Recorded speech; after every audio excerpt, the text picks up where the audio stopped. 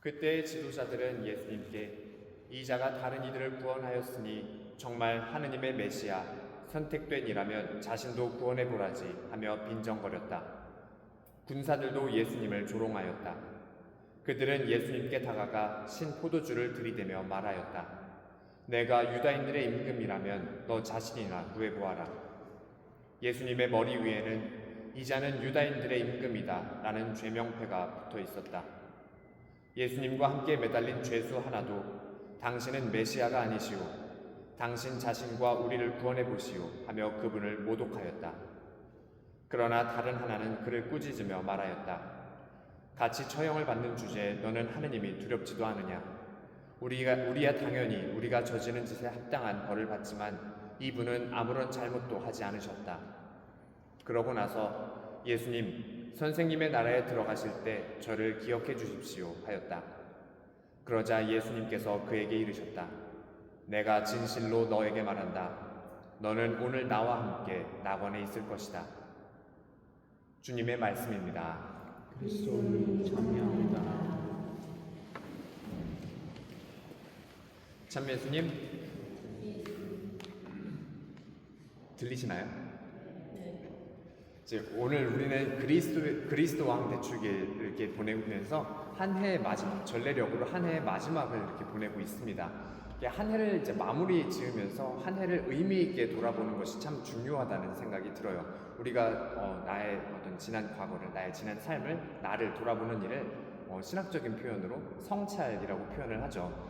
그래서 이 성찰에는 뭐 매일의 성찰도 있고 양심 성찰도 있고 뭐 여러 가지가 있지만 전례력으로 이렇게 한 해를 마무리하면서 지난 1년 동안 내가 기뻐했던 일 혹은 슬퍼했던 일, 화가 났던 일, 즐거워하고 좋아했던 일들, 뭐 여러 가지 일들을 떠올려 보면서 그 안에 내가 예수님을 초대하고 있었는지 아니면 그분께서 함께 하심을 느끼고 있었는지를 바라보면 참 좋을 것 같다는 생각이 듭니다. 혹시 그 당시에는 내가 느끼지 못했다면 지금 돌아보는 위치에서 그분께서 어떻게 나와 함께하고 계셨는지, 나에게 어떻게 말씀하고 계셨는지를 묵상해 볼 수 있는 시기가 아닐까 싶습니다.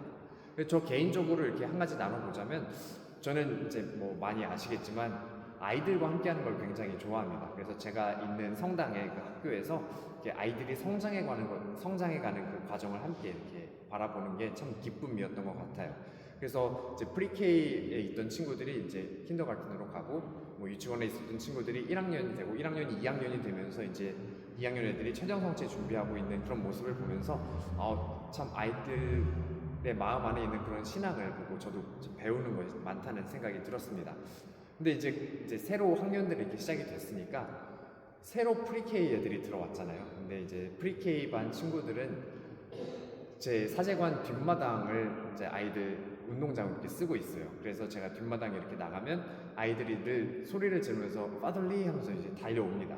그러면 이런 표현을 해도 될지 모르겠는데 강아지들이 주인이 돌아오면 막 달려들어서 막 이게 막 안기는 거 있잖아요. 그런 것처럼 아이들 한 4명, 5명이 막 이렇게 달려와요.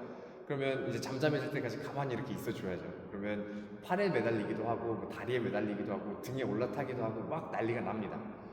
근데 이제 그런 모습들을 이렇게 보면서 내가 정글짐인가? 약간 그런 생각이 들 때도 있는데, 근데 이게 여러분들 뭐 이제 프리K니까 뭐 4살, 5살 그 정도 아이들이잖아요. 근데 그런 아이들 보면 이렇게 콧물 흘리면서 이렇게 뛰어다니는 애들 되게 많아요. 근데 이렇게 막 이렇게 애들이 와서 막 이렇게 놀다 보면 그 묻어있던 이 콧물이 어느샌가 없어져 있습니다.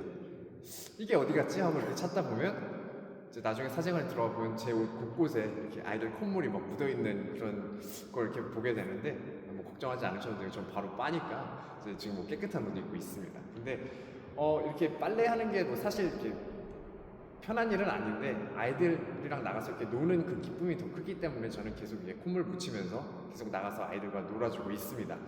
이게 이 단순한 에피소드지만 이 아이들의 콧물이 우리의 죄를 상징한다고 이렇게 생각을 해보면 오늘 우리가 기념하고 있는 그리스도 왕 대축일과 관련해서 예수 그리스도의 왕직 또 우리와 그분의 관계에 대해서 생각해 볼 수 있지 않을까 하는 생각이 들었습니다.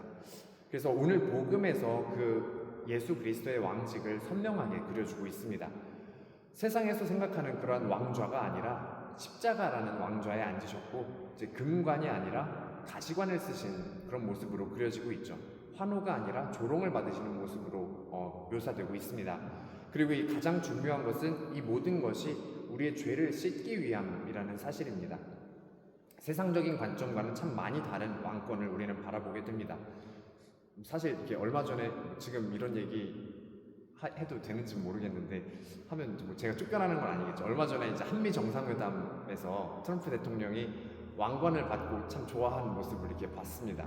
이렇게 장면을 이렇게 분석해 놓은 이런 영상들을 봤는데 분명히 이제 미국으로 돌아오면서 전 세계에서 전용기 안에서 분명히 왕관을 써본 것 같다라는 이런 분석들이 나와요. 포장지가 이제 풀려져 있었다 뭐 이런 모습을 보면서 뭐 이런 얘기 한다고 이거 영상에 올린다고 제가 쫓겨나진 않겠죠. 근데 이렇게 세상에서 생각하는 이런 왕권과는 이제 참 다른 모습이죠. 높은 자리, 뭐 영광, 영예를 찾는 그런 세상적인 모습과는 예수님의 이 가르침이 참 상반된 모습이 보이지 않나 싶습니다. 예수님께서 분명히 그렇게 제자들에게도 가르치시죠. 너희도 알다시피 다른 민족들의 통치자라는 자들은 백성 위에 군림하고 고관들은 백성에게 세도를 부린다. 그러나 너희는 그래서는 안 된다. 너희 가운데 높은 사람이 되려는 이는 너희를 섬기는 사람이 되어야 한다. 사실 사람의 아들은 섬김을 받으러 온 것이 아니라 섬기러 왔고 또 많은 이들의 몸값으로 자기 목숨을 바치러 왔다 하고 분명하게 가르치십니다. 그래서 아까 이야기했던 그 아이들의 콧물은 제 옷 한번 희생해서 닦으면 그만이지만 우리의 죄를 씻기 위해서 예수님께서는 당신의 목숨을 희생하신 그런 구원의 사건입니다. 그렇지만 예수님께서는 단 한 번도 이러한 희생을 주저하지 않으셨죠. 당신의 구원 의지가 또 우리를 구원하시는 그 기쁨이 그분께는 당신 자신의 고통과 죽음보다도 크기 때문이지 않을까 묵상해 봅니다. 그렇게 계속 예수님께서는 우리를 계속 용서하시고 계속 우리를 구원해 주십니다. 그렇게 보면 그분의 왕권을 섬김, 희생, 구원으로 표현해 볼 수 있지 않을까 싶어요. 그리고 그 왕권의 혜택을 입은 하늘나라의 시민으로서 우리는 어떠한 시민의식을 가지고 살고 있는지 스스로 물어볼 수 있어야 하겠습니다.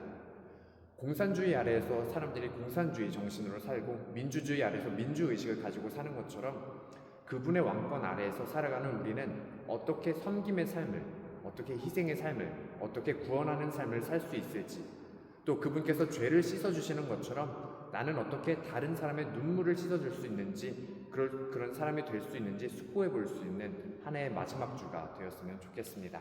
잠시 묵상하시겠습니다.